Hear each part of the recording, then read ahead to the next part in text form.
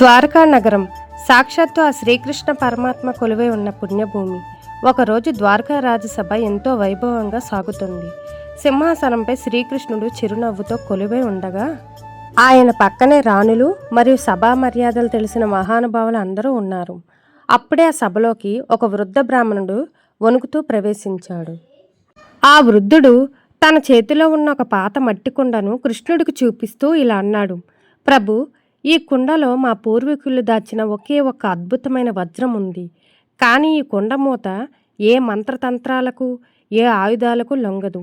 ధర్మం అంటే ఏంటో తెలిసిన వారు తాకితేనే ఇది తెరుచుకుంటుంది, లేదంటే లోపల ఉన్న వజ్రం కాస్త బూడిద అయిపోతుంది అని అన్నాడు. వజ్రం అనేసరికి సభలోని వారందరికీ ఆశ కలిగింది. అందరూ ఒక్కొక్కరుగా ప్రయత్నిస్తున్నారు. కృష్ణుడు నవ్వుతూ తన పక్కనే ఉన్న రాణుల వైపు చూశాడు.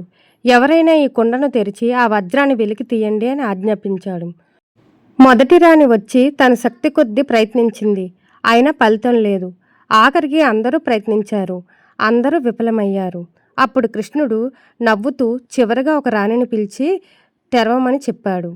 అప్పుడు ఆ రాణి కృష్ణుడికి నమస్కారం చేసి ఇలా అన్నది: స్వామి, మీ ఇచ్చ ఎలా ఉంటే అలా జరుగుతుంది అని మొక్కి సున్నితంగా కొండను తాకగానే అది అద్భుతమైన వెలుగుతో తెరుచుకుంది. కానీ అందరూ ఆశ్చర్యపోయేలా ఆ కుండలో వజ్రం లేదు, కేవలం కొంచెం మట్టి మాత్రమే ఉంది. సభ అంతా నిశ్శబ్దమైపోయింది. కృష్ణ, ఇదేం మాయా, వజ్రం బదులు మట్టి ఉందేంటి అని ఆ వృద్ధుడు అడిగాడు.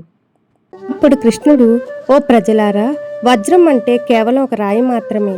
కానీ ఈ మట్టి లేనిదే ఈ ప్రపంచం లేదు. మనిషి పుట్టింది మట్టిలో, పెరిగేది మట్టి పండించే ఆహారంతో, చివరకు కలిసేది మట్టిలోని. వజ్రం పైన ఉన్న మోహంతో మనకు అన్నం పెట్టే భూమిని తక్కువగా చూస్తున్నాం.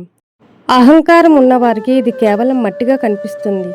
కానీ అహంకారం లేని వారికి ఇదే ఈ సృష్టిలో అత్యంత విలువైన వస్తువు అని చెప్పాడు.